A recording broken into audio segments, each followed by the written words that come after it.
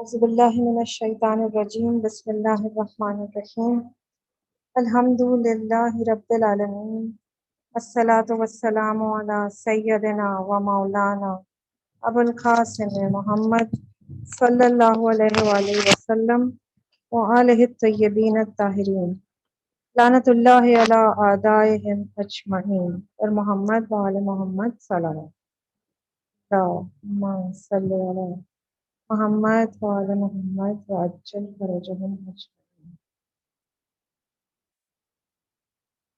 پچھلی گفتگو میں کچھ مفہوم کی وضاحت، تزکیہ نفس کے مفہوم کی وضاحت کرنے کی کوشش کی تھی، اور بات یہاں تک پہنچی تھی کہ ایک درخت کا جس وقت تزکیہ کیا جاتا ہے تو اس کے لیے گارڈنر کی ضرورت ہوتی ہے جو اس کو کھاد، پانی، روشنی، مٹی یہ سب مہیا کرتا ہے۔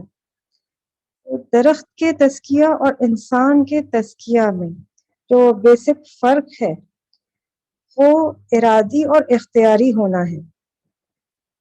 وہ درخت جس کی پرورش باغبان کرتا ہے از خود وہ کوئی ارادہ نہیں رکھتا۔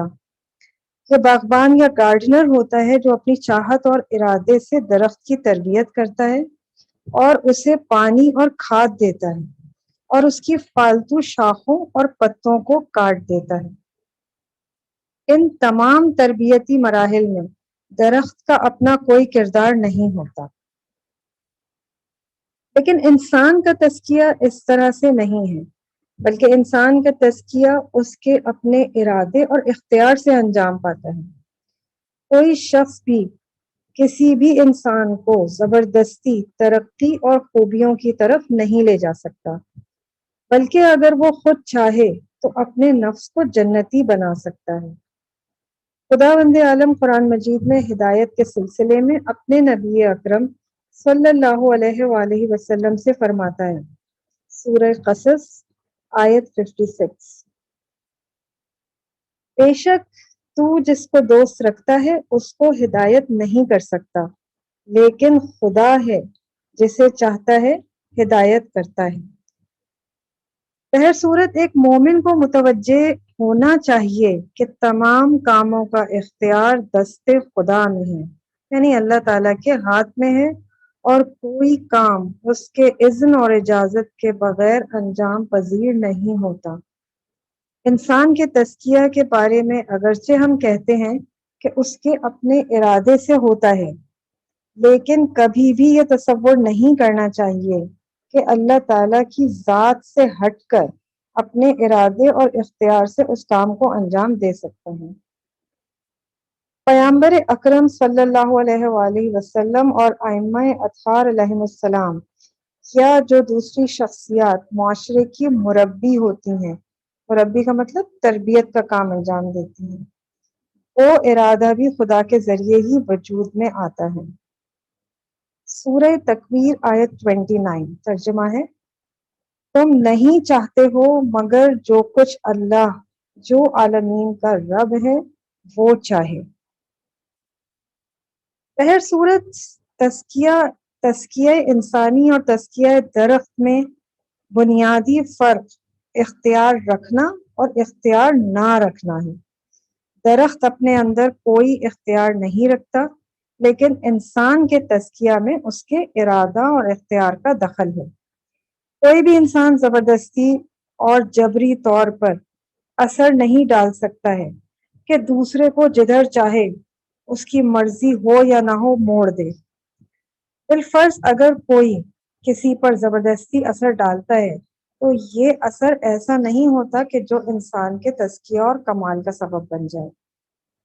انسان کا کمال اس میں ہے کہ اپنے ارادے اور اختیار کے ساتھ صحیح راستے کا انتخاب کرے اور خیر و خوبی کے ساتھ اس راستے کو طے کرے۔ اسی وجہ سے اگر کوئی شخص انسانوں کے تزکیہ میں جلد بازی سے کام لیتا ہے تو اسے چاہیے کہ ایک سازگار ماحول پیدا کرے تاکہ لوگ اپنے ارادہ اور اختیار کے ساتھ انسانی کمالات کو حاصل کریں۔ ارادہ انسان کا ذاتی فعل ہے اور کوئی دوسرا شخص ارادے کو کسی انسان کے اندر پیدا نہیں کر سکتا۔ لیکن تربیت دینے والے کو چاہیے کہ ایسے مقدمات یعنی اس طرح کی چیزیں فراہم کرے جن کی وجہ سے وہ آدمی جس کی تربیت ہو رہی ہے اس کے اندر شوق پیدا ہو۔ چنانچہ فطری طور پر نیکی کو چاہنے اور کمال حاصل کرنے کی صلاحیت انسان کے اندر موجود ہے۔ مربی صرف یہ کام کرے کہ اس فطرت کو پیدا کرے اور اس کے کمال تک پہنچائے۔ اگر انسان کے اندر نیکی اور کمال کی طرف رغبت اور شوق ایک فطری عمل نہ ہوتا تو کوئی بھی دوسرے کا تزکیہ نہ کر سکتا، کیونکہ جب تک انسان کسی چیز کی طرف رغبت نہیں رکھتا ہرگز اس کا ارادہ نہیں کرتا۔ ایک ٹیچر، معلم یا مربی کی مدد تعلیم و تربیت میں انسان کے لیے ایک یقینی حقیقت ہے جس کا ہم انکار نہیں کر رہے، لیکن قابل بحث بات یہ ہے کہ انسان کو ہمیشہ اور ہر وقت کسی معلم اور مربی کے انتظار میں نہیں رہنا چاہیے، یعنی اس انتظار میں نہیں رہنا چاہیے کہ کوئی آئے گا اور اس کا ہاتھ پکڑ کر اس کو یہ مراحل طے کروا دے گا۔ بہت سارے مراحل ایسے ہیں جو جس میں یہ امکان موجود ہے کہ انسان وہ خود کر سکتا ہو، جیسے کوئی کتاب لے کے انسان خود پڑھ سکتا ہے، اپنی پرورش خود کر سکتا ہے، اسی طرح تزکیہ یعنی اپنے آپ کو پاک کرنا اس جیسی صفت کو بھی حاصل کر سکتا ہے۔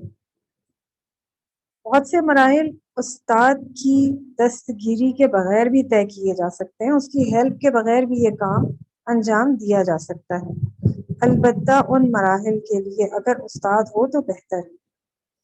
لیکن اگر دیکھا جائے تو تزکیہ کے اعلیٰ درجوں کے طے کرنے پر یہ نہیں کہا جا سکتا کہ استاد موجود نہیں ہے، اور یہ بہانہ نہیں چل سکتا، کیونکہ یہ مراحل جو تزکیہ کے ہیں وہ آیات قرآنی کی مدد لے سکتا ہے اور ان مراحل کو طے کر سکتا ہے۔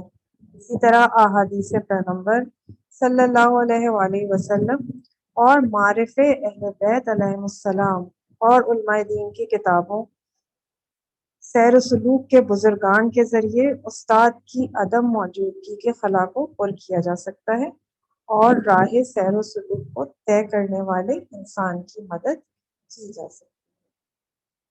پر محمد وآل محمد صلوات اللہم صلی علی محمد وآل محمد۔